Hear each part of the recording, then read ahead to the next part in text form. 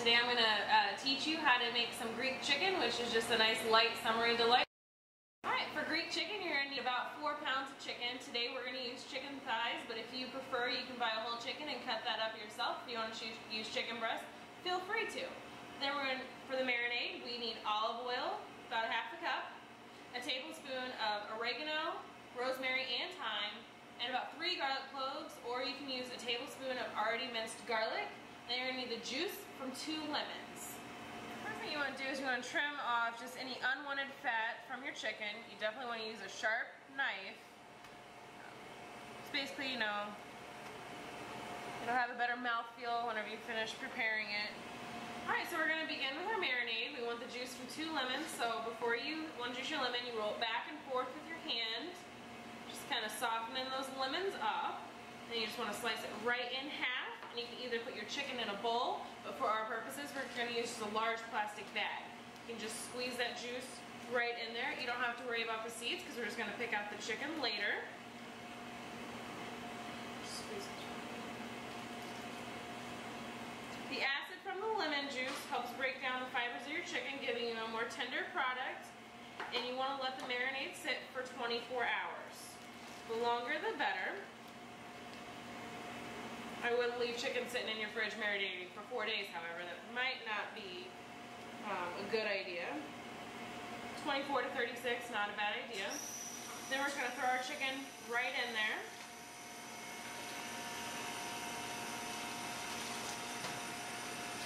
Now it's time for our oil and our spices. We want roughly about a half cup. It doesn't have to be exact. After all, it is just a marinade. And this is not open. There we go. That looks about like a half cup. I'm just going to pour that right in. And you want to add all your herbs so you can have the most delicious product possible. Again, we're using rosemary, oregano, and thyme, a tablespoon of each. Measure and dump. Now for our oregano, you can use dried or fresh. Whatever your preference. Just gonna throw that in there. And about a tablespoon of garlic or 3 cloves, like I said before. And just throw that in. Alright, so after we have everything in there, we're just gonna zip up our bag. And we're just gonna make sure it's zipped. We're just gonna kind of massage our chicken and throw that marinade, make sure it's nice and covered and coated. So we have the most delicious product for you in 24 hours. So just stick it in the fridge and let it sit. Alright, so it's been 24 hours. We're about to put our chicken on the grill, but to go with our chicken, we need some orzo. Orzo is just a tiny grain of pasta, and it's very delicious and very Greek. So we're just going to throw 1 box of orzo into about 4 to 6 quarts of boiling water. And we're just going to kind of let that sit. Add a little bit of kosher salt to that, just to flavor it up. Everything's better with a little bit of salt. Don't talk to your cardiologist about that, but it's pretty delicious. And we are ready to begin grilling while that's sitting there and cooking. Alright, let's start with that chicken. So we want a hot grill, and you want to always oil your grill, or you can line it with tinfoil, whatever your preference be, but I prefer to oil. So you just take some oil and a paper towel, get that grill nice and hot, and just be careful not to burn yourself. And you just cover those grates. So we're just going to take our chicken directly from the bag, and you always want to put presentation side down first, because that's the part we're going to make the prettiest. And just throw it right on there.